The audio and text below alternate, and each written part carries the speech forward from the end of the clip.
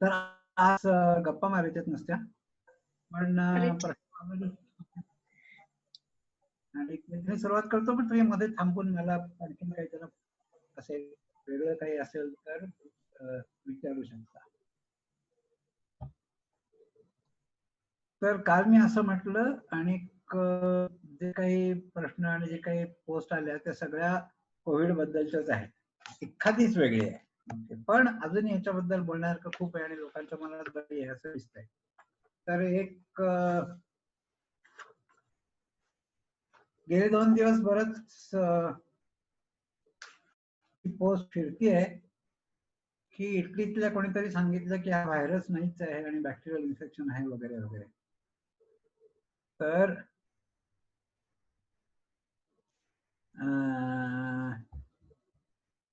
तुम्हाला एक उदाहरण म्हणून सांगतो, काय उपमा म्हणून सांगतो की एखाद्या जुन्या हिंदी सिनेमातला शम्मी कपूर उदाहरणार्थ घाटातून उतारावरती गाडी चालली आहे आणि बेल गेला, तर तो कुठेतरी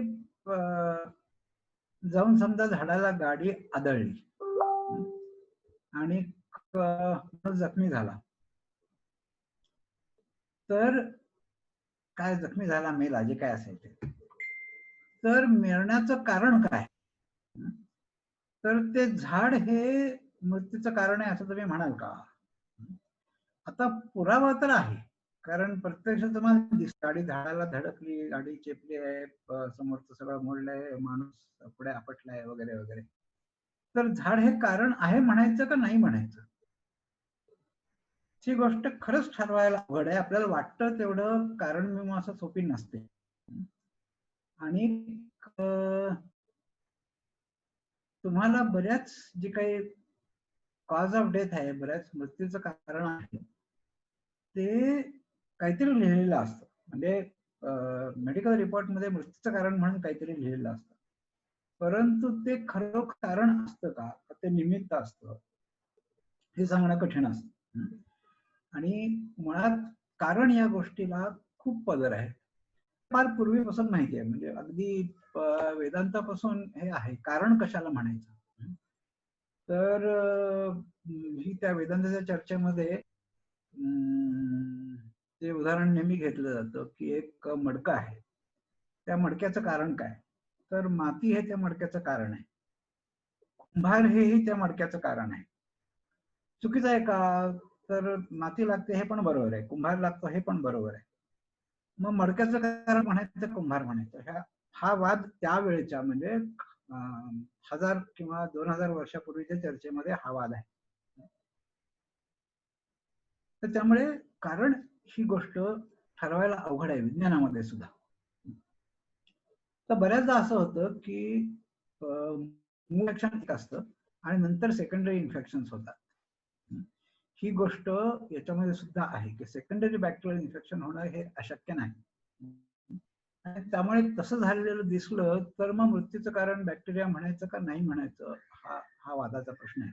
पण आता हे सगळीकडे क्लिअर आहे की मुळात हे व्हायरस आहे, ते बॅक्टेरियल आहे असं समजण्याचं काही कारण नाही. पण अनेक वेळेला सेकंडरी इन्फेक्शन्स होतात आणि ती बॅक्टेरियल असू शकतात. तर कदाचित मूळ स्टेटमेंट काय आहे हे मी पाहिलं नाही, ही नुसती व्हॉट्सअप पोस्ट म्हणून हिंदी आहे. कदाचित मूळ कोणीतरी काहीतरी रिपोर्ट पण केला असेल की बॅक्टेरियल इन्फेक्शनमुळे माणूस मेला, कोविड पॉझिटिव्ह होता पण मरताना बॅक्टेरियल इन्फेक्शनमुळे मेला, असं होऊ शकतं. आणि त्यामुळे असं काहीतरी ह्याच्या मागे हवं असं मला वाटतं. नाहीतर असं स्टेटमेंट कोणी करणार नाही की हा व्हायरस नाहीच आहे आणखी. तसं नाही, व्हायरस आहे हे अगदी पार त्या व्हायरसचं स्ट्रक्चर सुद्धा पर्यंत आपण गेलोय. त्या अख्ख्या व्हायरसचं स्ट्रक्चर, सगळी प्रोटीन, सगळा जीनोम माहिती आहे, त्यामुळे त्याच्याबद्दल काही शंका बाळगण्याचं कारण नाही. बर, बरेच प्रश्न हे माझ्या त्या ब्लॉग पोस्ट बद्दल आहे. तर माझी गंमत अशी वाटली की आतापर्यंत मी जे काही ब्लॉग्स टाकले त्याला 100 वाचक, 400 वाचक, 500 वाचक वगैरे असे होते. या ब्लॉग पोस्टला जगमधून आतापर्यंत मी मोजले नाहीत नक्की, पण 2 लाख वगैरे असे वाचक या पर्टिक्युलर पोस्टला होते, ते सगळ्या जगातून होते. अगदी काही अपवाद असलं तर चीनमधून फारसं कोणी नसावं वगैरे असे काही अपवाद असतील, नाही तर आफ्रिकेतून आहेत, आफ्रिकेमधून आहेत, अमेरिकेतून आहेत, युरोपमधून आहेत, आशियातून आहेत, सगळीकडून आहेत. आणि तो खूप मोठ्या प्रमाणावरती वाचला गेला. आणि मला स्वतःलाच अपेक्षा नव्हती की एवढं सिरियसली घेईल आणि सिरियसली वाचेल. एनिवे, तर त्याच्यामध्ये मी 2 गोष्टी म्हटल्या होत्या, की एक ही इव्होल्युशनरी पॉसिबिलिटी होती. मी पहिल्यांदा म्हणत नाही, यापूर्वी लोकांनी असं खूप म्हटलंय, याच्याबद्दल मॉडेल्स आहेत, की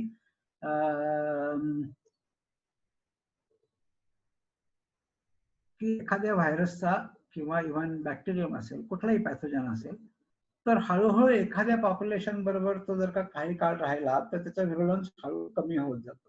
हे मी काही पहिल्यांदा म्हणत नाही, हे असं अनेक वेळेला म्हटलं गेलेलं आहे.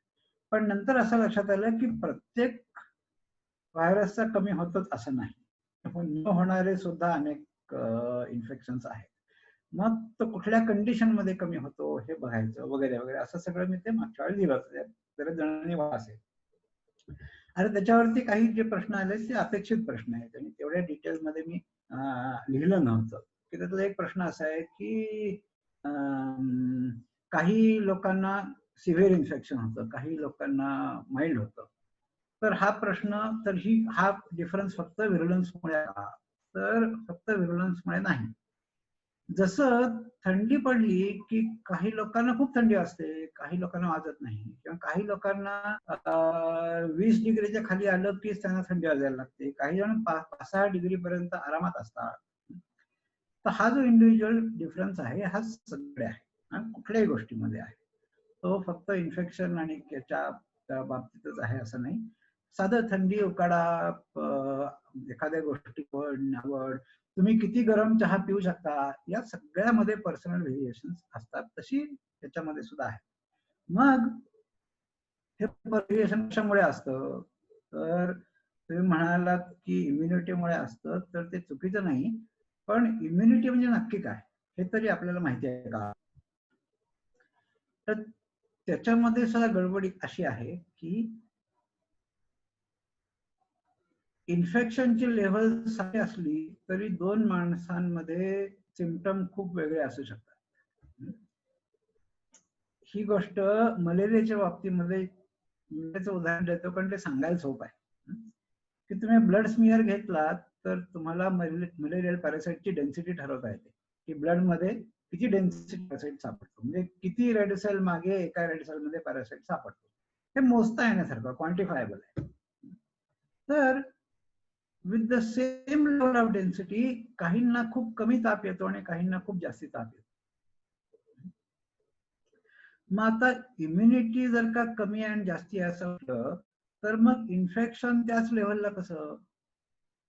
मग ज्याची इम्युनिटी कमी आहे त्याच्यामध्ये इन्फेक्शन जास्त सिव्हिअर असायला पाहिजे. मग इम्युनिटी नक्की कशाला म्हणायचं, रेजिस्टन्स नक्की कशाला म्हणायचं, टॉलरन्स नक्की कशाला म्हणायचं? आणि तुम्हाला जे इंडिव्हिज्युअल डिफरन्सेस दिसतात ते नक्की मध्ये दिसतात. हे या सगळ्यातलं जो काही जे डिफरन्सिएशन आहे ते अजूनही तसं खूप धुसर आहे. आणि ही गोष्ट आपल्याला दिसते की याच्यामध्ये स्त्री पुरुषांमध्ये सुद्धा फरक असतात बरं का. म्हणजे कशाचं इन्फेक्शन त्याच लेवलचं असेल तरी साधारणपणे पुरुषांना खोकला जास्ती असतो, किंवा पुरुषांचा खोकला हा जास्ती म्हणूया आपण त्याला जास्ती मोठ्याने खोकतात, किंवा त्याचा व्हॉल्यूम जास्ती असतो. एरोसोल्स पुरुषांची येतात स्त्रियांपेक्षा तेवढ्याच लेवलच्या इन्फेक्शनला. हे लोकांनी दाखवलंय बरं का, की मेन रिलीज मोर एरोसोल्स दॅन फिमेल्स. तर मग यातल्या नक्की कुठल्या कॉम्पोनंटला इम्युनिटी म्हणायचं आणि कशाला नाही हे माहिती आपल्याला. बरं, इम्युनिटी कुठल्या गोष्टींमुळे येते हे पण माहित नाही. अँटीबॉडी बद्दल खूप बोललं गेलंय, कारण अँटीबॉडी मोजायला सोपी, बघायला सोपी, मोजायला सोपी, म्हणून ते त्याच्याबद्दल जास्ती बोललं गेलंय. पण इम्युनिटीमध्ये नक्की कुठले कॉम्पोनंट्स हे आपल्याला तितकंच माहित नाही जेवढं व्हिरुलन्स मध्ये काय काय कॉम्पोनंट्स आहेत आणि तो कसा मोजायचा हे माहित नाही. त्यामुळे ह्या दोन्ही गोष्टी एक कन्सेप्ट म्हणून ठीक आहे, पण डिटेल मध्ये अजूनही खूप धुसर आहे. आणि त्यामुळे इंडिव्हिज्युअल डिफरन्स असतात आणि व्हायरसमध्ये पण डिफरन्स असतात. या दोन्हीचा परिणाम होत असतो. एक केस जर का तुम्ही घेतली तर त्या केसमध्ये समजा एक ठीक आहे, तर हा माणूस एसिम्प्टोमॅटिक कशामुळे आहे? त्याचा व्हायरसच माइल्ड आहे का तो सिम्पटम्स दाखवत नाही किंवा तो टॉलरंट आहे किंवा रेजिस्टंट आहे, हे एका पर्टिक्युलर केस बद्दल तुम्हाला नक्की सांगता येत नाही. या दोन्हीपैकी एका कारणामुळे असेल, दोन्ही कारणं असतील. बर, त्याच्यामध्ये आणखीन एक गमतीची गोष्ट अशी आहे बरं का, की एखाद्या रेझिस्टंट पॉप्युलेशन मध्ये, म्हणजे ऍव्हरेज ज्यांचा रेझिस्टन्स जास्ती आहे अशा पॉप्युलेशन मध्ये जो व्हायरस काही काळ राहतो ना, तो जास्ती माइल्ड होतो. याची कारण आहे की आपली बॉडी काय दिसेल त्या बॅक्टेरिया किंवा दिसेल त्या व्हायरसला तितकाच इम्युन रिस्पॉन्स देत नाही. हे लोकांनी दाखवलंय की आपले काही आपल्या आतड्यांमध्ये असतातच जे नॉर्मली असतात, नॉर्मल फ्लोरा म्हणतात, अपॉर्च्युनिस्टिक म्हणतात, म्हणजे नॉर्मली बॉडीमध्ये असतात पण काही संधी मिळाली तर इन्फेक्शन करतात. तर यांना जो बॉडी रिस्पॉन्स देते हा त्यांच्या इन्फेक्शनच्या सिव्हिरिटी वरती अवलंबून असतो. म्हणजे जो माइल्ड असेल त्याला रिस्पॉन्स कमीच येतो, जो जास्ती सिव्हिअर इन्फेक्शनला सुरुवात करेल त्याला बॉडी रिस्पॉन्स पण जास्ती देते. आणि त्यामुळे असं होतं की जो मुळात ज्याचा रेजिस्टन्स जास्ती आहे त्याच्यामध्ये जर का सिव्हिअर स्ट्रेन गेला, जास्ती व्हिरुलंट स्ट्रेन गेला, तर तो मरण्याचे चान्सेस जास्ती आहेत, कारण ह्याचा रेजिस्टन्सही तेवढाच आहे, त्याची इम्युनिटी पण तेवढीच आहे. आणि त्यामुळे जास्ती रेजिस्टंट पॉप्युलेशन मध्ये एखादा स्ट्रेन राहिला तर त्यातले माइल्ड आहेत ते जगतात, जास्ती व्हिरुलंट आहेत ते जगण्याची शक्यता कमी असते. अशी त्याच्यामध्ये खूप कॉम्प्लिकेशन्स आहेत. आणि केव्हा तरी या रोगाच्या बाबतीत हे दाखवलं गेलंय, त्या रोगाच्या बाबतीत ते दाखवलं गेलंय, असं तुकड्या तुकड्यामध्ये आपल्याला माहिती आहे. सलग आपल्याला कुठल्याच एका पॅथोजन बद्दल कम्प्लीट स्टोरी माहित नाही. आणि हा तर नवीन आहे, म्हणजे ह्याच्याबद्दल तर आपल्याला काहीच माहित नाही त्यामुळे असं म्हटलं पाहिजे. पण आता मिक्झोमॅटोसिसचा खूप अभ्यास आहे, किंवा त्यावेळेला त्या काळच्या टेक्नॉलॉजी आणि सायन्स प्रमाणे देवीचा बराच अभ्यास झाला. त्या काळात मॉलिक्युलर अभ्यास कमी होता, पण इतर अनेक प्रकाराने देवीचा अभ्यास झाला. तर हे सगळे कित्येक दशक माणसाबरोबर होते किंवा त्या कुठल्या प्राण्याबरोबर होते, त्यामुळे त्यांचा अभ्यास करायला भरपूर वेळ मिळाला. 5-6 महिन्यामध्ये होऊन किती अभ्यास होणार, आणखीन किती खोलात जाऊन होणार. आता खूप प्रसिद्ध, पण लोकांना प्रसिद्धीची इतकी घाई आहे की त्यातलं कुठलं खरोखर खोलातलं आहे हे सांगणं कठीणच आहे. कोणीही असो, किती कुठल्याही ग्रेडचा सायंटिस्ट असतो, नक्की काय होतंय आणि ते कितपत खोलातलं आपल्याला माहिती आहे, तर खरंच फार खोलातलं आपल्याला माहिती नाही, हे त्याचं उत्तर आहे. बर, तर इंडिव्हिज्युअल डिफरन्स असतो आणि व्हायरसमध्ये पण डिफरन्स असतो. पण आता माणसाचं पॉप्युलेशन तेच आहे की नाही, 6 महिन्यापूर्वी तसंच होतं, आत्ताही तसंच आहे. फार काही फरक, काही लोक नवीन जन्माला आले असतील, काही लोक मेले असतील, पण एक पॉप्युलेशन मध्ये काही फारसा फरक पडला नाही. त्यामुळे जर तुम्हाला 6 महिन्यामध्ये एखादा टाइम ट्रेंड दिसत असला तर तो माणसातल्या बदलामुळे असणं शक्य नाही, म्हणून तो व्हायरस मधल्या बदलामुळे असणार, असं कन्क्लुजन काढलं आपण. तर हे खूप साऊंड आर्ग्युमेंट आहे. त्यामध्ये माणूस बदलत नाही, 6 महिन्यामध्ये व्हायरस खूप वेगाने बदलू शकतो. तर त्याच कंटिन्युएशन की डेथ रेट कमी होतोय. त्याची कारणं काय काय असू शकतात, तर त्याची कारणं बरीच असू शकतात की पॉप्युलेशन मध्ये ओव्हरऑल इम्युनिटी वाढली की डेथ रेट कमी होईल.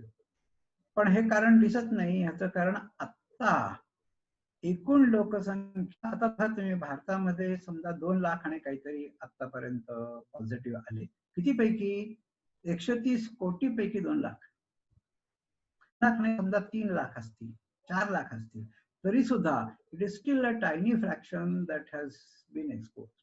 ओके, आणि त्यामुळे पॉप्युलेशन इम्युनिटी वाढली ही शक्यता अगदी मार्जिनल आहे. म्हणजे अगदी काही 1% 2% लोकांची इम्युनिटी वाढली असेल तर फार वाढली असेल. पॉप्युलेशन इम्युनिटी वाढण्याच्या आता या स्टेजला तरी काही फारसे चान्सेस नाही आहे. मग असं असेल की तुम्ही टेस्टिंग वाढवलं त्यामुळे तुम्हाला तर जास्ती एसिम्प्टोमॅटिक केसेस दिसत आहेत आणि त्यामुळे डेथ रेट कमी झाला असं वाटतंय. तर ही गोष्ट अशक्य नाही. किंवा असं म्हणू आपण की आता टेस्टिंग वाढल्यामुळे ओव्हरऑल नंबर ऑफ पॉझिटिव्ह खूप वाढले, त्या मानाने नंबर ऑफ डेथ्स वाढल्या नाहीत, म्हणून डेथचं प्रपोर्शन कमी झाल्यासारखं दिसतंय. पण हे नाही हे मी कशावरून म्हणतो तर तुम्हाला काही ग्राफ्स दाखवतो की हे कुठे शक्य झालं असतं की नंबर ऑफ पॉझिटिव्ह खूप वेगाने वाढत आहेत आणि म्हणून डेथ रेट कमी झाल्यासारखं तुम्हाला दिसतं. असं जर का असतं तर आता बघा तुम्हाला हे पिक्चर आहे. ही जी वर जाणारी ब्राऊन लाईन आहे that is total number of confirm cases. त्या वाढत चालल्या आहेत. मध्ये थोडंसं स्टॅग्नेशन आलं होतं पण आता परत वाढ. आणि ह्या total number of deaths confirm due to viral infection. तर ग्लोबल पिक्चर जे आहे त्याच्या हे वाढत असून डेथ रेट ऍक्च्युअली कमी होत आहे. म्हणजे कॉन्स्टंट राहिलाय म्हणून प्रपोर्शन कमी होतंय नाही, डेथ रेट ऍक्च्युअली कमी होतोय. आणि जर का आपण तो रेशो केस फॅटॅलिटी रेशो तर तो कन्सिस्टंटली कमी होतोय. हे ग्लोबल पिक्चर आहे. पण आता तुम्हाला मी काही देशांचं दाखवतो की इथे स्वीडन. स्वीडनचं दाखवण्याची दोन महत्वाची कारण आहेत. एक तर स्वीडननी लॉकडाऊन इम्पोज केला नाही कधी. क्वारंटाईन होतं, क्वारंटाईन सगळं, परंतु त्यांनी लॉकडाऊन इम्पोज केला नाही. लोकांना फक्त तुम्ही सोशल डिस्टन्स पाळा असं एक जनरल ऍडवाइस करून थांबले. त्यांनी कायद्या गोष्ट इम्पोज केली नाही आणि फार लॉकडाऊन तिथं पाळलाही गेला नाही. पण तिथे सुद्धा हा केस फॅटॅलिटी रेशोज कन्स्टंटली कमी होत गेलाय. आणि इथं जर का तुम्ही पाहिलं तर हा एक पीक सोडला तर ओव्हरऑल स्टेबल आहे. टोटल इन्फेक्शनचा रेट स्टेबल आहे आणि कमी होत चाललाय म्हणून तो रेशो कमी होत चाललाय. आता इथं असं आहे, दिस इज US. इथे टोटल इन्फेक्शन कमी होत चालले आणि तरी सुद्धा केस फॅटॅलिटी रेशो कमी होत. आणि हे बघा हे ब्राझील आहे, इथं हे वाढत चाललंय आणि तरी केस फॅटॅलिटी रेशो कमी होत आहे. म्हणजे टोटल इन्फेक्शन काही देशामध्ये कॉन्स्टंट आहे, काही देशामध्ये होतंय, काही देशांमध्ये कमी होतंय आणि तरी या सगळ्या देशांमध्ये हा रेशो मात्र कमीच होत आहे. म्हणजे टोटल नंबर ऑफ केसेस वाढतायत म्हणून तो रेशो कमी होतोय किंवा तुम्ही आता जास्ती टेस्टिंग करताय म्हणून तुम्हाला जास्ती केसेस दिसताय म्हणून तो रेशो कमी होतोय असं नाहीये. सगळ्या देशांमध्ये होतोय. कमी होण्याचा रेट थोडासा कमी जास्ती आहे. आता जर का आपण भारताचं पाहिलं तर भारतात मुळातच तुम्ही आधीची जर का स्केल पाहिली तर हे बघा इकडे हे 18%, 20% वगैरे असं स्केल आहे. म्हणजे हे 2%, 4%, तर हे 10% ऍव्हरेज होतं US मध्ये. आणखीन ते 10%वरून कमी होऊन 10%वरून कमी हे 4-5% आलेलं आहे. हा त्याचा स्लोप आहे. आणि तुम्ही आणखीन ह्याचं जर का पाहिलं स्वीडनचं 20%च्या घरात होतं आणि ते सुद्धा आता 5-6%च्या घरात आले. आणि भारतात जर का तुम्ही पाहिलं तर मुळातच 3-3.5%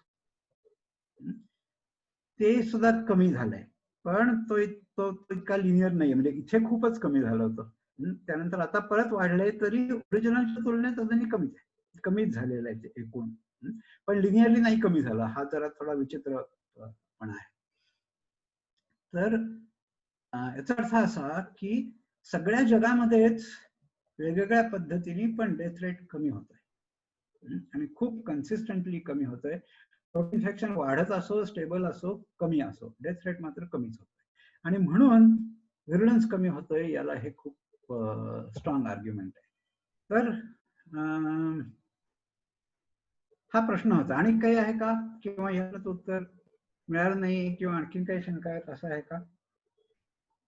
काल परवा आणखीन एक आलंच आणखीन एक WHO एक वरिष्ठ बाई असं म्हणल्या की एसिम्प्टमॅटिक केसेस पासून इन्फेक्शन होत नाही. तर त्यांचा एक WHO एक छोटस त्याच्यावरती राईटअप होता, मी तो बघितला. तर त्यांनी असं स्टेटमेंट केलंय की की एसिम्प्टमॅटिक केसेस पासून पुढे स्प्रेड होतो असा पुरावा नाही. म्हणजे पुरावा नाही हे कशावरून हे बघणं महत्वाचं. तर ज्या ठिकाणी त्यांनी ट्रेस केलेत, म्हणजे ही एक केस होती, त्याचा कॉन्टॅक्ट कोणाकोणाशी आला, त्यापैकी कोण कोण पॉझिटिव्ह निघाले, असं जे ट्रेस केलेलं आहे त्या ट्रेसमध्ये जास्ती जे सिम्प्टमॅटिकच्या कॉन्टॅक्टमध्ये होते त्यांना इन्फेक्शन झाल्याचं प्रमाण जास्ती आहे. एसिम्प्टमॅटिकच्या कॉन्टॅक्टमध्ये होते त्यांना इन्फेक्शन झाल्याचं प्रमाण कमी आहे. पण यासाठी त्यांनी काय 5-6 अभ्यासांचा रेफरन्स दिलाय, त्याच्यापैकी निम्म्यांनी म्हटलंय की एसिम्प्टमॅटिक पासून होतात, निम्म्यांनी म्हटलंय की नाही. म्हणजे हे स्टेटमेंट काही क्वालिटेटिव्हली घेण्यात पॉइंट नाहीये की एसिम्प्टमॅटिक पासून होतच नाही आणि नाही अशी शक्यता फारच कमी आहे. प्रमाणात फरक असणार हे आपण समजू शकतो. याचं कारण असं बरं का की जास्ती सिव्हिअर हे होतं तर 2 कारणांमुळे होतं. एक म्हणजे शरीरामध्ये व्हायरसचं रेप्लिकेशनच खूप जास्ती प्रमाणावर झालंय, हे त्याचं एक कारण असू शकतं. किंवा दुसरं असू शकतं की तुमच्या बॉडीनी खूप जास्ती रिॲक्शन दिली आहे. ॲलर्जिक रिॲक्शन पण असू शकते किंवा इतर काही प्रकारची रिॲक्शन असू शकते की त्या रिॲक्शनमुळेच इन्फेक्शन पेक्षा रिॲक्शनचेच परिणाम जास्ती होतात. पण ही रिॲक्शन सुद्धा मी मगाशी म्हटलं तसं की अटॅक किती आहे त्याच्यावरती ती रिॲक्शन पण अवलंबून असते. तर ज्या सिम्प्टमॅटिक केसेस आहेत त्याच्यामध्ये व्हायरल रेप्लिकेशन जास्ती झालेलं आहे, इज अ सेफ ॲझम्पशन, आणि त्यामुळे तिथून बाहेर पडणारा व्हायरस पण जास्ती असणार. एसिम्प्टमॅटिक केसेसमध्ये बाहेर पडणारा व्हायरस कमी असणार, हे अगदी साधं लॉजिक आहे. पण आता महत्वाचा फरक कुठे आहे? तर फरक असा आहे की एसिम्प्टमॅटिक माणूस हा समाजामध्ये मोकळा असू शकतो आणि तो जास्ती लोकांच्या कॉन्टॅक्टमध्ये येतो. सिम्प्टमॅटिकला तुम्ही बाजूला करता आहात आणि त्याला क्वारंटाईन मध्ये ठेवता आहात, हा मुख्य फरक आहे. म्हणजे त्यांच्यापासून बाहेर पडतो हा मुख्य फरक नसून तो हिंडतो फिरतो की नाही, समाजात मिसळतो की नाही, हा जास्ती महत्वाचा मुद्दा आहे माझ्या मते. बर, मग मास्क सॅनिटायझेशन बद्दल बरीच चर्चा झाली आहे की ते मास्क वापरल्याचा काही फायदा होतो की नाही, तो व्हायरस किती लहान आहे, त्या मास्कचा साईज, त्यातला काय, त्या मेशचा साईज किती वगैरे वगैरे. तर ही गोष्ट खरी आहे की व्हायरस खूपच लहान आहे. तुम्ही कापड घेतलं तरी त्या कापडाच्या धाग्यांमध्ये जी गॅप असते त्या गॅप पेक्षा व्हायरस खूपच लहान असतो. पण व्हायरस ज्यावेळेला बाहेर पडतो खोकल्यातून, बोलण्यातून किंवा इतर कुठल्याही गोष्टींमधून, तेव्हा ते एक एक व्हायरस पार्टिकल असं बाहेर पडत नसतं. ते एरोसोल म्हणजे वॉटर ड्रॉपलेट किंवा म्युकसचे ड्रॉपलेट्सच्या स्वरूपामध्ये बाहेर पडतं आणि त्या ड्रॉपलेटच्या साईजचं खूप मोठं व्हेरिएशन आहे. आणि ह्या एका ड्रॉपलेटमध्ये काहीशे काही हजार अशी व्हायरस पार्टिकल असू शकतात आणि या ड्रॉपलेटचा साईज बराच मोठा असल्यामुळे त्यापैकी किमान मोठे ड्रॉपलेट्स तरी प्रिव्हेंट होऊ शकतात. आणि त्यामुळे एकूण किती व्हायरस तुम्ही बाहेर टाकता ह्याच्यामध्ये फरक पडतो. अगदी छोटे एरोसोल्स साधं मास्क नाही थांबवू शकणार, मोठे एरोसोल्स नक्की थांबवू शकतात. आणि त्यामुळे एकूण जी साईज रेंज आहे ही साईज रेंज व्हायरसच्या लाखो पटींनी वाईड आहे, व्हायरसच्या साईजच्या. आणि त्यापैकी मोठे एरोसोल्स तुम्ही नक्की थांबवू शकता, अगदी जे छोटे आहेत ते नाही थांबवू शकत. पण तरी ह्याचा अर्थ असा की प्रपोर्शन मध्ये फरक पडतो, क्वांटिटेटिव्हली फरक पडतो, क्वालिटेटिव्हली पडत नाही. आणि त्यामुळे तुम्ही 100% जरी थांबवू शकत नसलात तरी may be 50%, may be 80%, may be 90% थांबवू शकता, आणि दॅट मॅटर्स. आणि त्यामुळे मास्कचा उपयोगच होत नाही असं नाही. पण मास्क असेल तर 100% तुम्ही प्रिव्हेंट करता का, तर तसं पण नाही. दुसरी गोष्ट अशी की ज्याला इन्फेक्शन आहे त्यांनी मास्क वापरण्याचा जास्ती फायदा आहे. ज्याला इन्फेक्शन नाही त्यांनी स्वतःचं इन्फेक्शन प्रिव्हेंट करण्यापेक्षा ज्याला आहे, जो एरोसोल्स बाहेर टाकतोय खोकण्यातून, बोलण्यातून, शिंकण्यातून, त्यांनी मास्क वापरल्याने मोठे एरोसोल्स नक्की ट्रॅप होतील. ओके, आणि त्यामुळे एकूण व्हायरस आउटपुट हा सबस्टॅन्शियली कमी होईल. शून्य कधीही होणार नाही, पण कमी होईल एवढं नाही. जसं मास्कचा आहे तसं सॅनिटायझरचं आहे, की सॅनिटायझरचा उपयोग होतो का, तर ज्या सरफेसला तुम्ही वापरता त्या सरफेसला होतो. ठीक आहे, ह्याच्यावरती अभ्यास आहे, लोकांनी त्याच्यावरची व्हायरस पार्टिकल्स किंवा प्लाक फॉर्मिंग युनिट ज्याला म्हणतात ते कमी झाल्याचं बिल्याचं दाखवलंय. पण आता प्रॅक्टिकली असं आहे, ज्यावेळेस तुम्ही बाहेर जाता त्यावेळेस नुसते हात नाही, किती गोष्टींचा कॉन्टॅक्ट येतो, किती गोष्टींचा संबंध येतो. त्या सगळ्या गोष्टी आता तुमचा मोबाईल फोन तुम्ही आल्यावर प्रत्येक वेळ डिसइन्फेक्ट करणार आहात का? सगळ्या गोष्टी तुमचं पाकिट तुम्ही प्रत्येक वेळ डिसइन्फेक्ट करता का? ज्या नोटा तुम्ही वापरता त्या डिसइन्फेक्ट करून तुम्ही पाकिटात, असं नाही होत. त्यामुळे त्याला सुद्धा लिमिट आहे. त्यांनी डिसइन्फेक्टंटनी, सॅनिटायझरनी व्हायरस होतो का, तर मरतो. पण 100% तुम्ही थांबवू शकता का, तर नाही थांबवू शकता. दोन्हीच असं आहे की तुम्ही प्रमाण कमी करता, तुम्ही पूर्णपणे थांबवू शकत नाही. मग ते वापरणं योग्य आहे की नाही, तर मी म्हटलं जसं की ज्याला इन्फेक्शन आहे त्यांनी मास्क वापरणं हे खूप महत्वाचं आहे. म्हणजे त्याचा उपयोग खूप होतो. मला इन्फेक्शन नाहीये आणि मला इन्फेक्शन होऊ नये म्हणून मी मास्क वापरतोय, अजिबात उपयोग होणार नाही का, तर तसं नाही. होईल, पण 100% मी रोखू शकेन का, तर तसं पण नाही. आता दीनानाथ मंगेशकर हॉस्पिटल आता मी जात नाहीये, कारण माझं वर्क फ्रॉम होम आहे आणि आमचं युनिट सध्या बंद आहे, त्यामुळे मी काही तिथे जात नाही. परंतु तिथल्या ज्या गोष्टी करतात त्याच्यामध्ये असं आहे की जे इन्फेक्ट होऊन आलेले आहेत लोक सगळे मास्क वापरत होते, सगळे लॉकडाऊन मध्ये घरी बसलेले होते, सगळेजण सॅनिटायझर, सगळ्यांनी मेजॉरिटी असतात सॅनिटायझर वापरत होते, तरी सुद्धा त्यांना इन्फेक्शन झालेली आहे. 100% तुम्ही नाही प्रिव्हेंट करू शकत. पण नाहीच वापरलं तर चालेल का, तर चालेल, कारण नाही वापरलं तरी इन्फेक्शन अशी काही गॅरंटी नाही. प्रायोरिटी बदलते. So the difference is quantitative, not qualitative.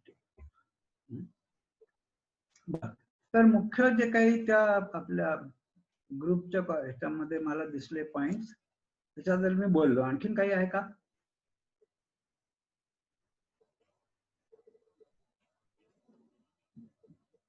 आणि कोणाचा काही प्रश्न असेल तर विचारा, किंवा आणि काही सजेशन असेल, मी अमुक अमुक वाचलं, हे असं कसं वगैरे, जे काय असेल ते बोलता.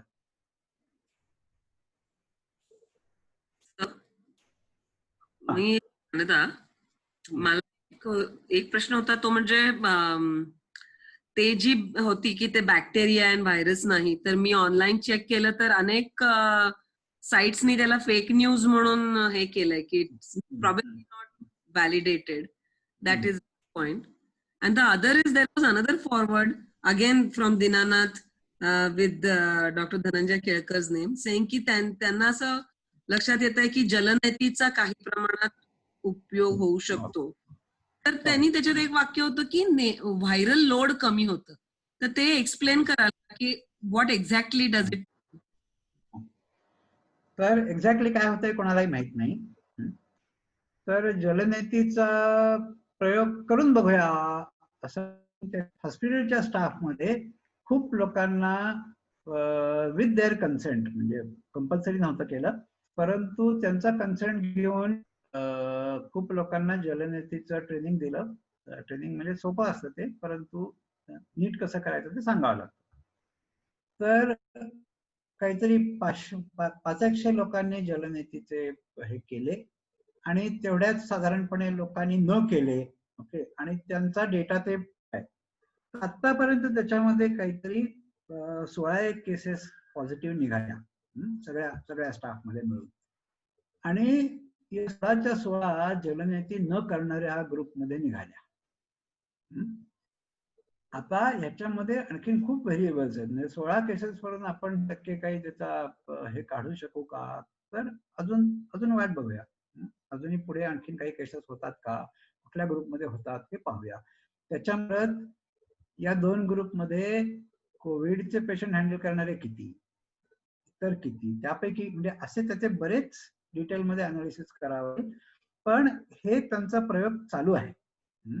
आणि त्या प्रयोगामध्ये आतापर्यंत असं दिसलंय की जलनेती केलेल्यांपैकी कोणालाही अजून कोणी पॉझिटिव्ह आलेला नाही, आणि न केलेल्यांमध्ये 15-16 पॉझिटिव्ह आले. तर हे अजूनही थांबवा ही शक्यता आहे. आता हे कशामुळे होतं कोणालाही माहित नाही, कारण त्याच्यावर काही एक्सपेरिमेंट झालेलं नाही, त्याच्यावरती कोणी स्वाब घेऊन बघितलेलं नाही, त्याच्यामध्ये कोणी हिस्टोपॅथॉलॉजी करून त्याच्या सेल्स काही नाही. हे बाकीचे सगळे अंदाज आहेत. तर मला काय वाटतं की व्हायरल लोड कमी होण्यामध्ये मुळात तो व्हायरस असायला पाहिजे ना. हे तुम्ही प्रयोग कोणावर करताय, जे इन्फेक्टेड नाहीच आहे त्यांच्यावर प्रयोग करताय. तर व्हायरल लोड पेक्षा मला असं वाटतं की त्या लायनिंगच्या सेल्स असतात, म्युकोझल लायनिंगच्या, नाकाच्या आतल्या लायनिंगच्या जे सेल्स असतात, तर जलनेतीमुळे एरवी सुद्धा नॉर्मली या सेल्स रिप्लेस होत असतात. म्हणजे जुन्या झालेल्या, म्हातारे झालेल्या सेल्स तिथून निघून जातात, खालच्या लेअर मधल्या तरुण सेल्स त्यांच्या जागा घेतात. हे सर्व मेम्ब्रेन्स मध्ये, सर्व म्युकस मेम्ब्रेन, सर्व प्रकारच्या एपिथेलियम एंडोथेलियम मध्ये ही प्रोसेस नेहमीच चालू असते. जलनेतीमुळे एक होण्याची शक्यता आहे की ही प्रोसेस जास्ती होते, म्हणजे जुन्या झालेल्या सेल्स ह्या जास्ती वाहून जातात आणि नवीन सेल्स, यंग सेल्स त्यांची जागा घेतात. आता यंगनी बनलेली ही भिंत ही जास्ती चांगली असणार ओल्ड सेल्स पेक्षा, ही मी शक्यता म्हणून व्यक्त करतोय, नक्की काय कोणालाही माहित नाही. परंतु जलनेतीमुळे म्युकस मेम्ब्रेनच्या सेल जर का जास्ती यंग राहत असतील तर त्याचा परिणाम दिसेल असं म्हणणं लॉजिक, एवढंच आता आपण म्हणू शकतो. सर तसं भस्त्रिकेने पण फायदा होतो असं मी भस्त्रिका हा, आता त्याच्यावरती असं कोणी केलंय का? इथं असं माहितीये की त्यांनी डेफिनेटली 2 ग्रुप केले, त्यांना ते मॉनिटर करतायत. एक ग्रुप म्हणजे ते रेग्युलरली जलनेती करतायत ना, हे पाहतायत वगैरे वगैरे. तर सिस्टमॅटिक अभ्यास कुठे असेल तर त्याचा फायदा होईल. नुसतं सांगोवांगीला काही तसं महत्व नाही. असेल आपण काहीतरी बघू शकतो की खरंच फरक दिसतोय का. सर, तुम्ही म्हणला होतात ना मगाशी की इम्युन रिस्पॉन्स आणि बॉडी किती रिॲक्शन देतीये हे डिफर करतं. सो इवन म्हणजे लोकांनी दाखवलंय की सायटोकाईन स्टॉर्म दिसत होता, ज्यांच्यामध्ये खूप म्हणजे देर वॉज अन एव्हिडन्स की ज्यांच्यामध्ये रॅपिडली पसरत होतं infection, there was a huge cytokine storm.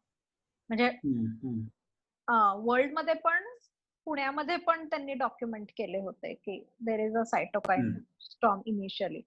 आणि सेकंड अबाउट व्हिर्युलन्स जो कमी होत आहे, आय थिंक राकेश मिश्राच्या लॅब मी ते अॅनिमल सेल्स मध्ये दाखवलं.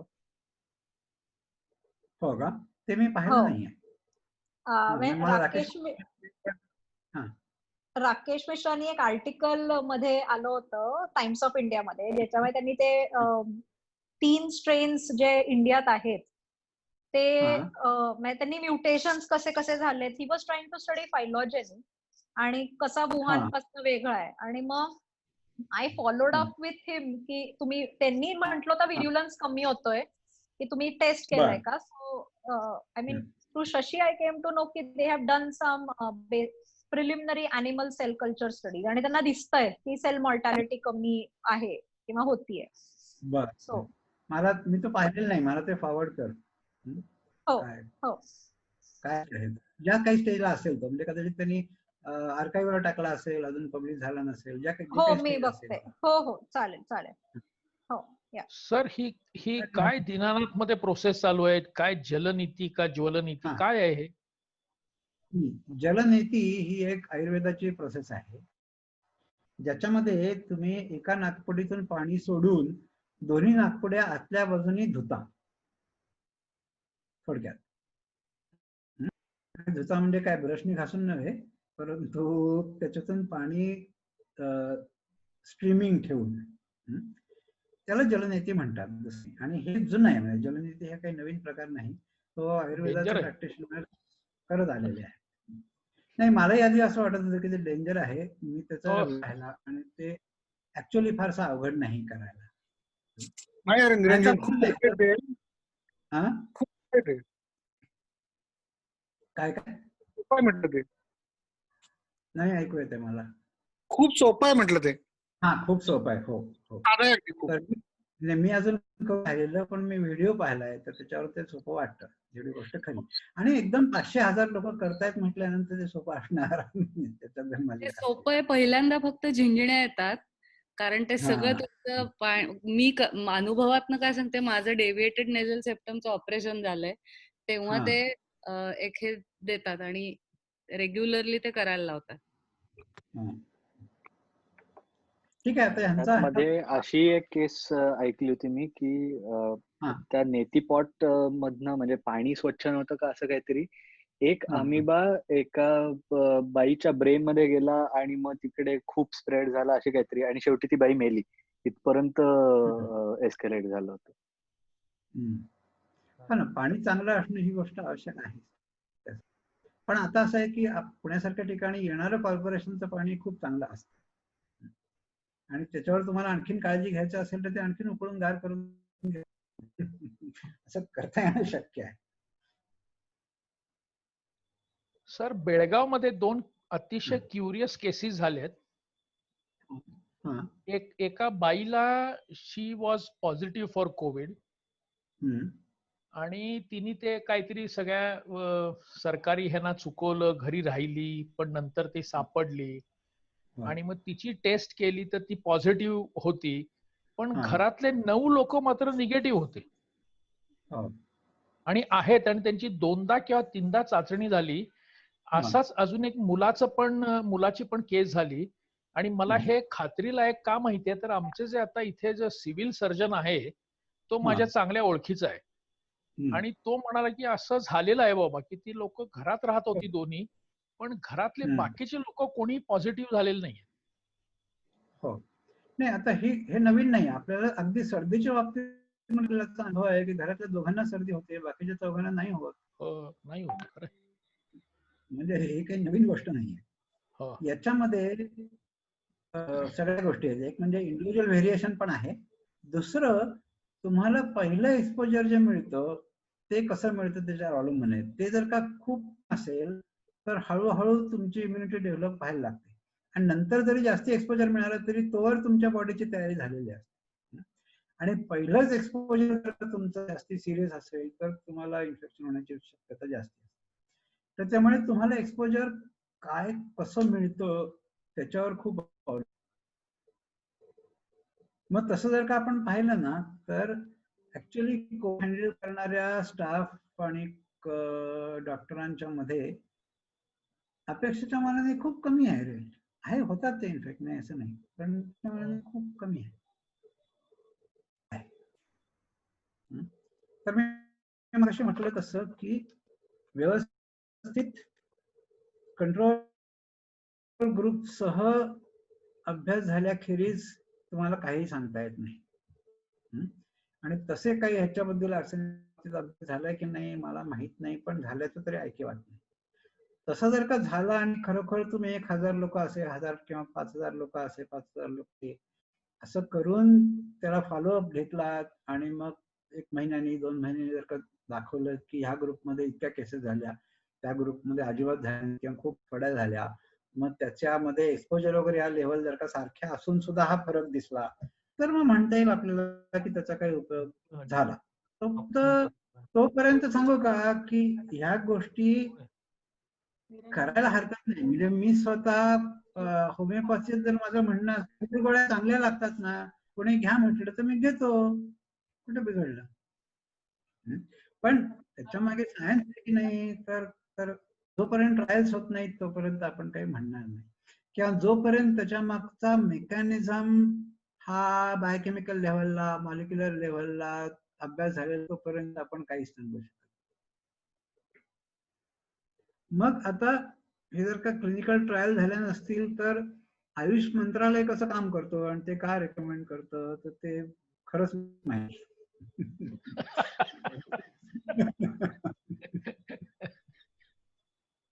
पण जर का असा अभ्यास झाला असेल तर त्यांनी डिक्लेअर करावा ना की काय अभ्यास आहे काय रिझल्ट आहेत. सर तेही असाच विचार करत असतील गोड गोळ्या आहेत खाऊ दे झाला तर झाला. हा वाईट तर काही होणार नाही आणि त्या गोड गोळ्या नाही. खाल्ल्याने काही वाईट होत नाही. नाही, पण ह्यात सर धोका असा आहे हा. की लोक गैरसमजूच्या याच्यात राहतील ना, की आपण आर्सेनिक अल्बम घेतलंय, आता आपण एक्सपोज करायला हरकत नाही, किंवा आपण काय प्रॉब्लेम नाही, जाऊ फिंडूया, असं पण होईल आणि त्यांना व्हायची शक्यता जास्त वाटते. असा धोका होतो ना ते. हो हो. तर तुम्हाला सांगतो, दिनानाथ मध्ये याच्याबद्दल सुरुवातीला जे डिस्कशन झालं होतं त्याच्यामध्ये धनंजय केळकरांचं म्हणणं असं होतं की नेमका हाच धोका आहे की मास्क लावल्यामुळे आता आपण सुरक्षित आहोत अशा भ्रमाखाली लोक वावरतील आणि त्याचा परिणाम उलटाच होईल. तर ही शक्यता असते. मला स्वतःला हेल्मेट बद्दल सुद्धा हे वाटतं. म्हणजे ऍक्च्युली असा डेटा लोकांनी गोळा करायला पाहिजे बरं का, की हेल्मेट असे बायकर्स आणि हेल्मेट न घालणारे बायकर्स यांच्या ऍव्हरेज स्पीड मध्ये फरक आहे का. कदाचित अशी शक्यता आहे की हेल्मेट न घालणारे लोक आपोआप कॉशियसली चालतात. इंटरेस्टिंग आहे. सर Interesting आहे. ऍक्सिडेंट जेव्हा होतो तेव्हा हेल्मेटही चुरा होतो चाकाखाली सापडून. असे कितीतरी ऍक्सिडेंट ऐकले. होता ऍक्सिडेंट किती सिव्हिअर आहे त्याच्यावरती अवलंबून आहे शेवटी.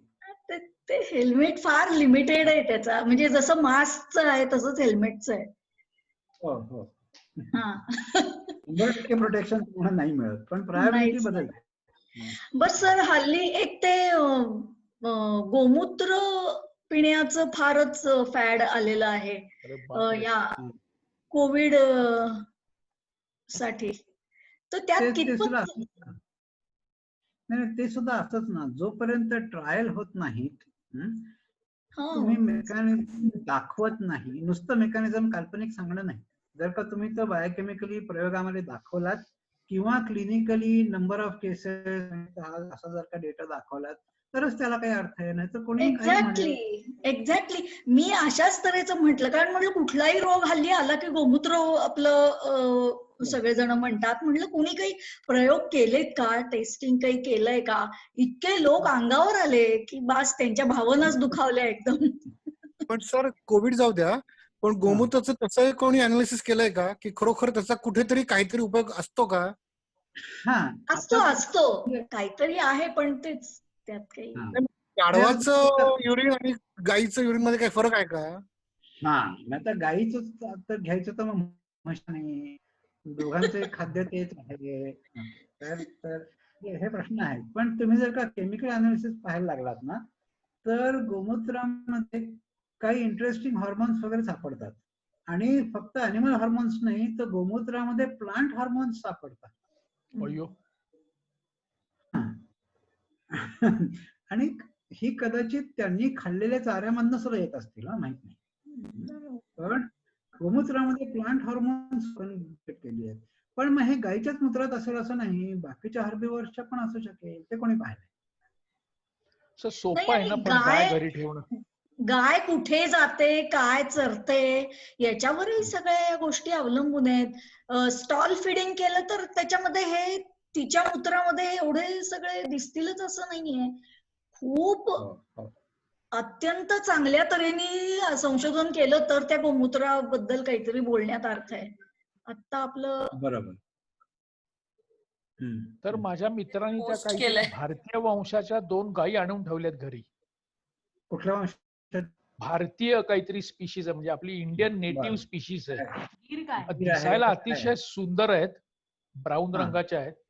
तर तो मला सांगत होता की ते A2 दूध असतं, A1 दूध असतं आणि ते तुम्ही घेता ते काही A2 आहे आणि ते होतं. मग तो म्हणला की आम्ही ते हे असं करतो तसं करतो, ते गोमूत्र पितो.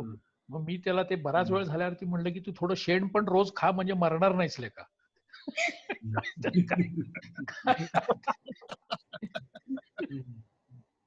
नाही, त्याच्यावर आपण असं म्हणावं की ज्यांना आवडत असेल त्यांनी प्यावं.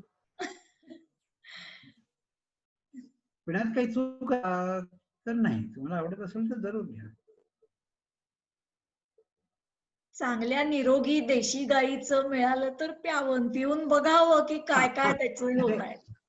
आता हे A1 A2 काय असतं सांगतो की प्लीज. की त्यामधल्या काही प्रोटीन्स मध्ये फरक आहे. पण याच्याबद्दल असं प्रसृत झालं आणि त्याच्या मागे काही थोडा रिसर्च आहे तेही सांगतो की एवन हे घेणाऱ्या म्हणजे ज्या जर्सी होल्स्टीन आणि हे जे काही ब्रीड्स आहेत त्या दूध ज्या देशामध्ये जास्ती प्यायलं जातं त्या देशामध्ये डायबिटीसचं प्रमाण जास्ती आहे आणि म्हणून ते या दुधामुळे होत असतं असं डायरेक्टली काही अभ्यास नाहीये बरं का. पण ज्या समाजामध्ये हे दूध प्यायलं जातं त्याच्यामध्ये डायबिटीस जास्ती आहे आणि तो डायबिटीस कुठला तर टाईप 1. जो काम आहे तो टाईप 2 आहे. पण टाईप 1च्या बाबतीमध्ये असा एवढाच डेटा आहे की या समाजामध्ये हे जास्ती प्यायलं जातं आणि त्या समाजामध्ये टाईप 1 डायबिटीस जास्त आहे. प्रत्यक्षात गाईच्या दुधाने होतं का याचा कुठलाही पुरावा नाही. पण हे आता एका ठिकाणी प्रसृत झाल्यानंतर ते सगळे लावायला लागलेत आणि आपल्याकडे जरी मेन टाईप 2 असला तरी त्याला लोक म्हणतात की चालेल आम्हाला तिकडे टाईप 1 बद्दल झाले ना आम्ही ते टाईप 2 ला लावतो आणि त्याच्या मागे कमर्शियल वापर करतात. आता A2 मिल्कला तर त्याच्या भावामध्ये फरक, मग आमचं दूध जास्ती चांगलं त्याचा भाव जास्ती वगैरे वगैरे हे सगळे आता कमर्शियल अँगल त्याचे यायला लागले. पण मुळामध्ये कोणीही असं दाखवलंय की टाईप 2 डायबिटीस मध्ये फरक पडतो असं कुठेही दाखवलेलं नाही कोणीही. आणि त्यामुळे आपली जी मेन टाईप 2 डायबिटीसची कंट्री आहे त्याच्यामध्ये असं मानण्याचं काही कारण नाही कारण त्याच्या मागे तसा काही अभ्यास वगैरे काही नाही. पण एक आहे की देशी गाईला जेनेटिक महत्व आहे की नाही तर नक्की आहे. 100% आहे. हा आणि त्या जेनेटिक महत्वासाठी त्या जेनेटिक डायव्हर्सिटी म्हणून देशी गाई राखल्या पाहिजे ही गोष्ट खरी आहे. पण त्यासाठी खोट्याचा आधार घेऊन कशाला राखा ना. म्हणजे खऱ्याचा आधार घेऊन राखता येणार आहे मग खोट्याचा आधार कशाला नाही. आणि मग त्यासाठी भाकड गायी सोडून न देता तुम्ही त्या एकत्रितपणे मोठ्या गोठ्यांमध्ये त्यांना एकत्र ठेवून त्यांचं गोमूत्र आणि हे सगळं कलेक्ट करून त्याचा मग वापर करायला पाहिजे. ते तर काही होताना दिसत नाहीये. शेतकऱ्याला काही भाकड गाय पोसणं परवडत नाही. तो त्याचा उपयोग संपला की तो गायीला सोडून देतो कारण आता गोहत्या बंदी असल्यामुळे मग त्या गायी आपल्या चरत राहतात रानोमाळ. नाही आता प्रत्यक्षात परिस्थिती अशी की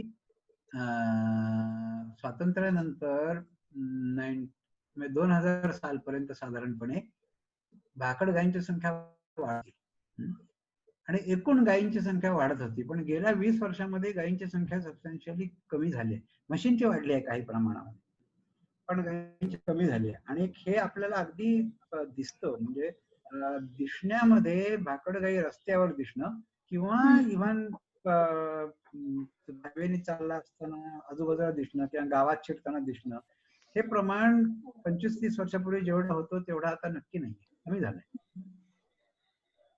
का पण मग असं झालंय पाळणं कारण परवडत नाही का काय? नाही म्हशीच्या दुधाला जास्ती रेट मिळतो कारण त्याच्यात फॅट कंटेंट जास्ती असतं.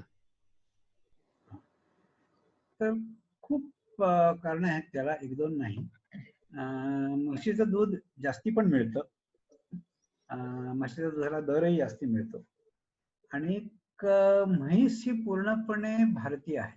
म्हणजे गायींच्या बाबतीत जसं परदेशी आणि या परदेशी गायी त्या क्रॉसब्रीड जरी केल्या तरी त्या इथल्या रोगांना तोंड देत नाही. होय होय होय बरोबर. म्हशींचं तसं नाही. म्हशी सगळ्या इथल्याच आहेत. म्हणजे म्हशींचे चांगले ब्रीड सुद्धा भारतातलेच आहेत. होय होय. त्यामुळे इथल्या रोगांना मुळातच जास्ती स्टर्डी आहे. Yes yes correct. आणि खायला जास्त लागतं या जर्सी गायींना खायला पण जास्त लागतं ना. हो एकूण त्यांची उस्तवार जास्ती करायला लागते. उस्तवार जास्त करायला वेटरनरी केअर सुद्धा त्यांना जास्ती लागते. पण सर असं झालं असेल का की 2000 नंतर गोर प्रतिपालक ते गोरक्षण संस्था जास्त निघाल्यामुळे आपल्याला ज्या पूर्वी रस्त्यावर भाकड गायी दिसायच्या त्या आता त्यांच्या संस्थेत दिसतात त्यामुळे रस्त्यावर कमी भाकड गायी दिसतात असं असेल का? अरे किती संस्था निघणार अशा किती आहेत. ओके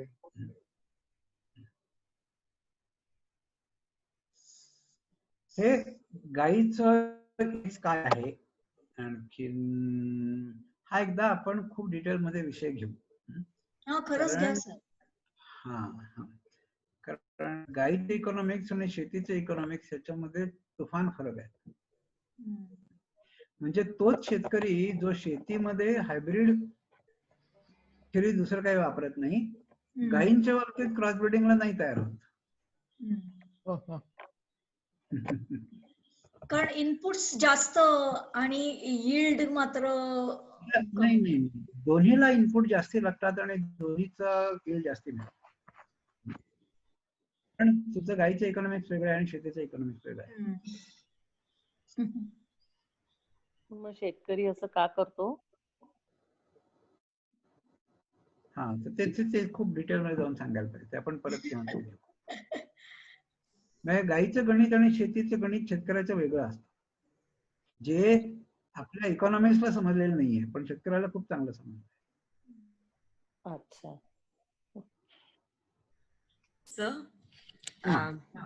तुम्ही हेल्मेट आणि ह्याच्याबद्दल बोलला होतात ना, तर मी ज्यांच्या म्हणजे इतर रिसर्चर्स बरोबर काम करते, तर त्यांनी जेव्हा या हेल्मेट फिनॉमिनाचा अभ्यास केला तेव्हा ऍक्च्युली त्याचं म्हणणं असं आहे की we should ask for slow cities. कारण त्या अर्थाने सिटी ट्रॅव्हल मध्ये तुम्ही जरी 60च्या स्पीडनी 2 चौक गेलात तरी नंतर 20, 10, 5च्या स्पीडनी तुम्ही त्या सगळ्याच्या थांबत जातात. Slow city is actually a better city because पण काय होतं आपल्याकडे जे राष्ट्रीय महामार्गाचे जे सगळे पॅरामीटर्स होते ते स्ट्रीट्सना म्हणजे जे रोड्सचे होते ते स्ट्रीट्सना अप्लाय केल्यामुळे we build roads which can allow, ज्याला म्हणतात फ्री फ्लो ट्रॅफिक, म्हणजे जेव्हा इतर एकही वाहन नसेल तेव्हा तुम्ही त्या रस्त्यावर 120च्या स्पीडने जाऊ शकता. आणि when that possibility exist people do like to travel slow. So त्यांचं म्हणणं असं की design actually road better street design can actually make a slow street possible. आणि आम्ही जेव्हा या स्पेन किंवा या तऱ्हेच्या ह्याच्यामध्ये जिथे हे सगळे स्लो स्ट्रीट्स केलेत, ला रामलाला वगैरे, बसेस 10च्या स्पीडने जातात पण सगळेजण जागच्या जागी पोहोचतात जिथे त्यांना जायचंय तिथे, आणि जॅम्सही होत नाहीत. तर मला असं वाटतं ह्याचा प्रश्न इन्स्टेड ऑफ वेदर ते घालावं की नाही ह्याच्यापेक्षा how to design better streets असा प्रश्न पाहिजे, पण आपण तो तसा फ्रेम करत नाही तो प्रश्न तसा. थँक्स. हा, आणखीन 2 गोष्टी येऊन गेल्या त्या. एक त्या हत्तीचा इश्यू, तो आपल्या त्याच्यावरती चर्चा झाली आणि त्याला उत्तरही बऱ्यापैकी मिळाली. पण हा खरंच खूप मोठा प्रश्न आहे. एकदा त्याच्यावरच आपण त्याच्याबद्दल एकदा बोललो होतो की प्राण्यांमुळे होणारं शेतीचं नुकसान हा जबरदस्त मोठा प्रॉब्लेम भारतभर आहे. सगळीकडे हत्तीच आहेत असताना, हत्ती आता हा एक मोठा ग्लॅमरस प्राणी असल्यामुळे त्याच्याबद्दल जास्ती बोललं जातं. पण आम्ही आता एवढ्यात एस्टिमेट केलं, महाराष्ट्रामध्ये सर्व प्रकारच्या प्राणी पक्ष्यांकडून शेतीचं किती नुकसान होतं, तर वर्षाला 25 ते 35 हजार कोटी असा तो आकडा येतोय. एवढ्या प्रमाणावरती प्रत्यक्षात नुकसान आहे आणि याच्याबद्दल कोणीच काही बोलत नाही. शेतकऱ्यांना खरंच मोठा प्रॉब्लेम आहे, आणखी त्याच्याबद्दल कोणी काही नाही, कोणी करत नाही. हा हे त्या सगळ्याचं मूळ आहे. पण सर शेतीखाली जास्त जमीन आल्यामुळे या सगळ्यांचे हॅबिटॅट कमी नाही का झाले? त्यामुळे हॅबिटॅट कमी झाले तेवढेच प्राणी कमी झाले ना. आणि दुसरं काय होतंय, हॅबिटॅट कुठले कमी झाले तर पुण्याच्या आसपासातले गेले, मुंबई हायवेच्या इथले गेले, मराठवाड्यातले गेले. मग जिथं हॅबिटॅट आहेत तिथल्या शेतकऱ्यांना त्याचा त्रास, ज्या शेतकऱ्यांनी ते हॅबिटॅट घातले त्यांना त्रास, ज्यांनी राखले त्यांना त्रास, असा तो उलटा प्रकार आहे. सर पण असं झालं असेल का की पूर्वी हा त्रास होताच, पण आता गव्हर्नमेंट कॉम्पेन्सेशन देतंय म्हणल्यावरती जास्ती रडायचं असंही होऊ शकतं ना? नाही ना, रडून काहीच होत नाही ना. जर का रडून मिळत असतं तर लोकांनी रडून मिळवलं असतं. रडून नाही काहीच मिळत नाही, त्यामुळे रडणं पण बंद केलंय लोकांनी. पण त्याचा दुसरा एक गोष्ट अशी आहे की पूर्वी हा प्रोटेक्शनचा भाग होता. त्यावेळेला अशा अनेक जमाती की आता फासे पारधी उदाहरणार्थ, जर का इथं फार त्रास असेल तर तुम्ही फासे पारध्यांना बोलवायचा आणि ते येऊन पकडून न्यायचे. डुकर असतील, काळविटा असतील, ते येऊन फास लावून पकडून प्राणी घेऊन जायचे. माकडवाले येऊन माकडं पकडायचे. ही माकडवाल्यांची जात अजूनही आहे बरं का. सिंधुदुर्गामध्ये काही महिन्यापूर्वी तिथल्या शेतकऱ्यांनी सांगितलं की माझ्याकडे माकडांचा खूप त्रास आहे नारळाच्या झाडांवरती, तर मी सांगलीकडून हे माकडवाल्यांना बोल आणि त्यांनी मला काहीतरी एक रेट सांगितला की एका माकडा मागे आम्ही इतके इतके घेऊ. मी हिशोब केला की माझ्या शेतावरती माकडांचे 3-4 टोळ्या, तर मला 50-60 हजार रुपये ह्या लोकांना द्यायला लागतील. चालेल मला, कारण त्यांनी माझं उत्पन्न ₹1,00,000 वाढेल. तर हे सगळं त्यांचं बोलणं, आणि तो म्हणला की आता मला ह्याला परमिशन पाहिजे. तर तो फॉरेस्ट डिपार्टमेंटकडे गेला, तर त्यांनी परमिशन नाही दिली. आणि त्यामुळे तो म्हणला माझं हे सगळं कॅल्क्युलेशन पण सांगण्याचा उद्देश असा की अशी माणसं, अशा जमाती अजूनही आहेत की जे ट्रॅडिशनली माकडं पकडण्याचा धंदा करतात. हे पूर्वीपासून होतं आणि त्यामुळे प्रॉब्लेम यायचा. जेव्हा असे प्राणी वाढायचे त्यावेळी ह्या जमातींना आमंत्रण धाडलं जायचं आणि ते स्पेशालिस्ट होते ती स्पीशीज पकडण्यामध्ये, ती स्पीशीज. तेही आता गेलं आणि आता शेतकऱ्यालाही स्वतःला मारता येत नाही. आता वास्तविक रानडुक्कर मारणं हे कायद्याचं नाही, पण मग त्याला एक प्रोसिजर फॉलो करायला लागते. तुम्हाला जर का रानडुक्कर मारायचं असेल तर, आणि ती प्रोसिजर इतकी किचकट आहे की त्याच्या भानगडीत कोणी पडत नाही. आणि त्यामुळे कायदा असून कायदा कोणीच पाळत नाही. म्हणजे शेतकरी पण पाळत नाही, वन खातं पण पाळत नाही. कायदा पाळणं हे व्यवहार्यच नाहीये, कारण तो कायदा इतका विचित्र आहे.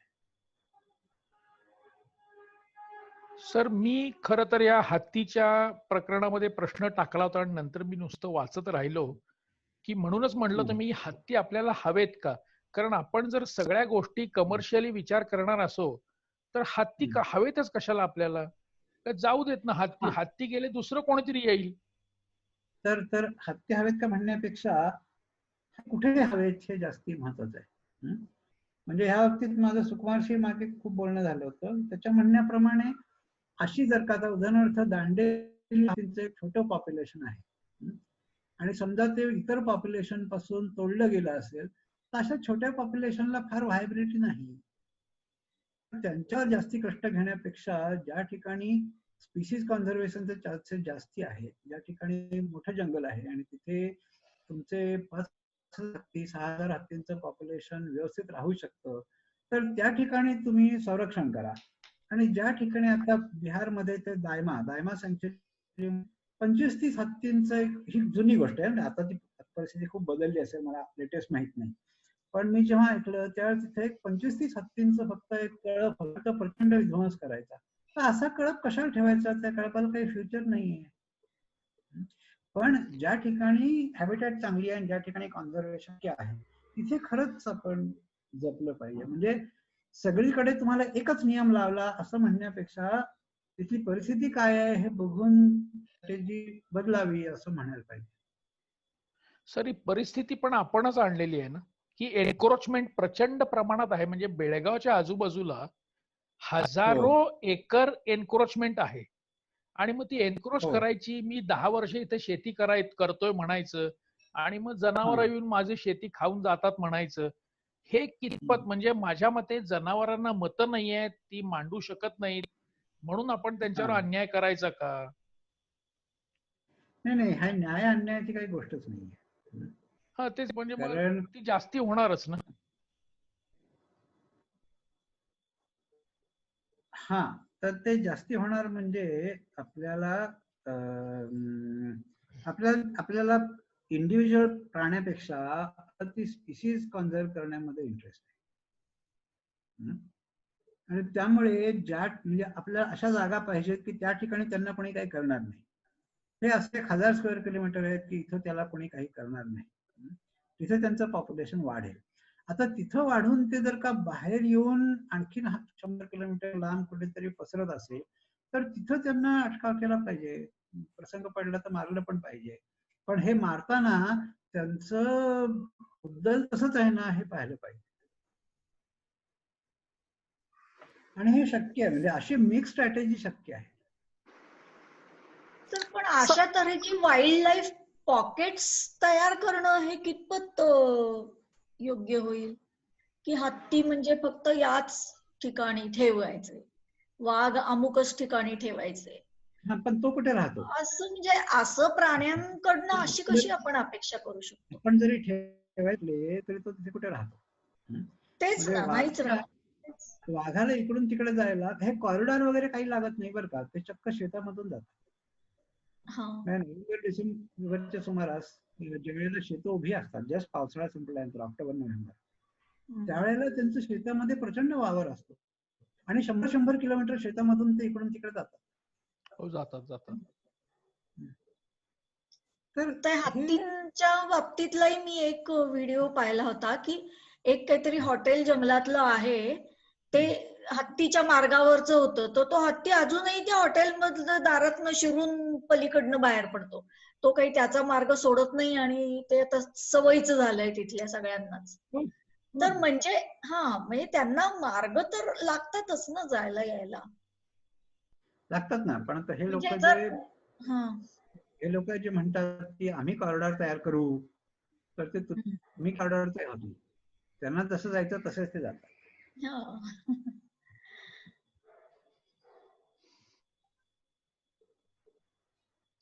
सर पण हा प्रॉब्लेम नाही, अजय देसाईला तुम्ही चांगलं ओळखता.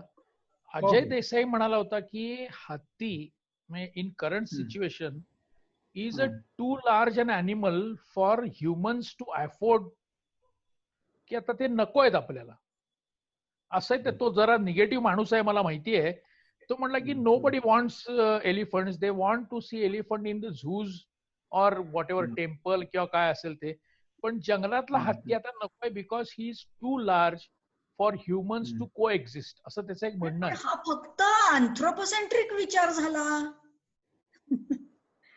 आपण तेच करतोय ना. तुम्ही दुसऱ्या कुठल्या नकोय करायला. नाही, मग तुम्ही कोरोना व्हायरसचं कॉन्झर्वेशन विचार का करत? तो एक्सटिंक्ट झाला तर तुम्हाला आवडेल ना. नाही, तो त्या प्राण्यांमध्ये ते कॅरियर्स होतेच मुळी, त्यांना मारल्यामुळे तो आपल्यावर आलाय हल्ला करून. त्यांना मारण्याचा काही संबंध नाही वास्तविक. तर ही गोष्ट होतच आलेली आहे. ऑकेजनली स्पीसीज क्रॉस ओव्हर करतात, स्पीसीज शिफ्ट होतात. हे खूप पूर्वीपासून होत आलेलं आहे ना. आपण आज मारलं का आज हॅबिटॅट डिस्ट्रॉय केली याचा काही संबंध नाही.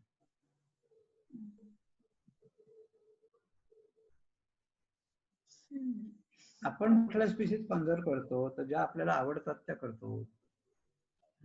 डासांच्या कॉन्झर्वेशन बद्दल कोणी काही बोलत नाही.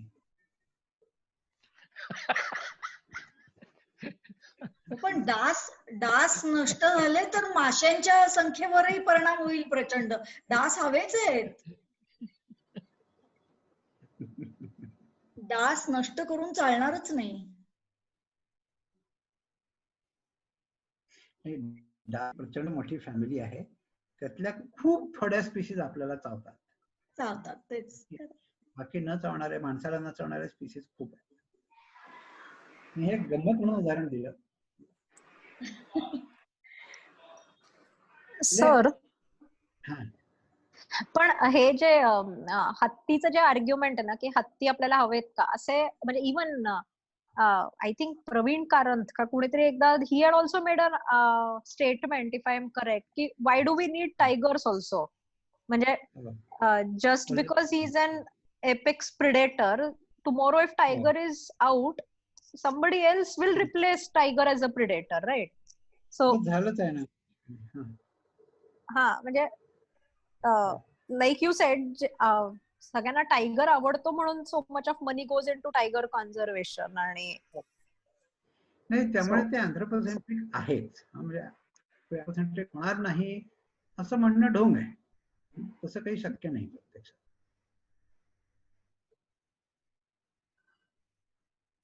वाघाची जागा दुसऱ्या प्राण्यांनी घेण्यासाठी इव्होल्युशनला तेवढा वेळ तर आपण द्यायला पाहिजे ना.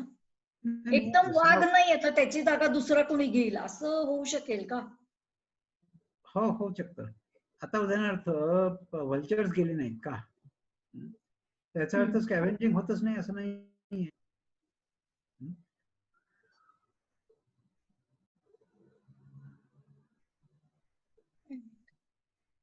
आणि काही काही वाघ हे गेले, आता सरिस्कामधून वाघ गेले, सगळे सगळे हंटिंगमुळे गेले, सरिस्कामधून वाघ गेले, तर तिथे बिबटे आहेत, बिबट्याला रानकुत्रे असतील, रानगे येतील, या गोष्टी चालू राहतात.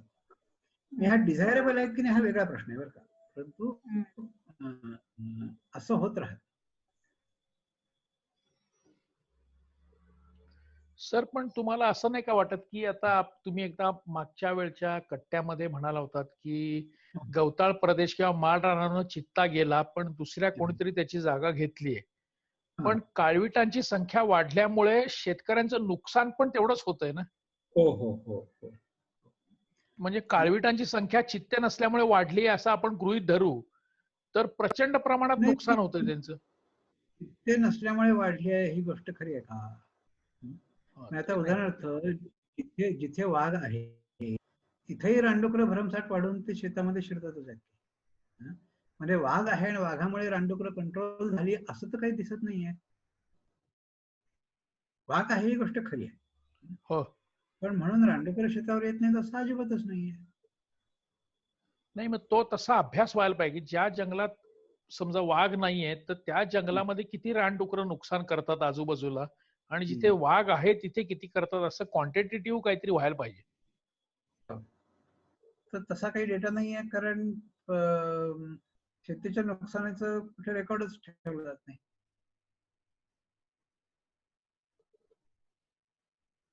पण अशी परिस्थिती खूप ठिकाणी आहे बरं का, की वाघ नाही पण रानडुकरं आहेत. त्याचं कारण असं की रानडुकरांना जंगल लागतच नाही. म्हणजे कित्येक ठिकाणी रानडुकरांच्या कित्येक पिढ्या आता अशा आहेत की त्यांनी कधी ऊसामध्ये राहतात. ऊसामध्ये, मध्ये, नाल्यांमध्ये अशीच राहतात. होय होय. त्यांना जंगलाची गरजच नाही, ती शेतीमध्येच त्यांचं आता पिढ्यानपिढ्या शेतीमध्येच आहे. बरं थांबूया, आज मजा आली अशी बरेच जण बोलल्यामुळे. तर तसं पाहिजे, म्हणजे जरी आपण एखादा विषय घेतला असला तरी एकानेच बोलायचं हे बोर होतं, बोलणाऱ्याला ऐकणाऱ्याला. तर लाईव्हली गोष्टी बोला, प्रत्येकाचं बोलणं आणि प्रत्येक पॉइंट हा काही एखादा अगदी आपण स्टुपिड कॉमेडी असं जरी वाटलं तरी हरकत नाही. कुठलीही गोष्ट स्टुपिड नसते, असली तरी स्टुपिडिटी सुद्धा डिस्कस व्हायलाच पाहिजे ना.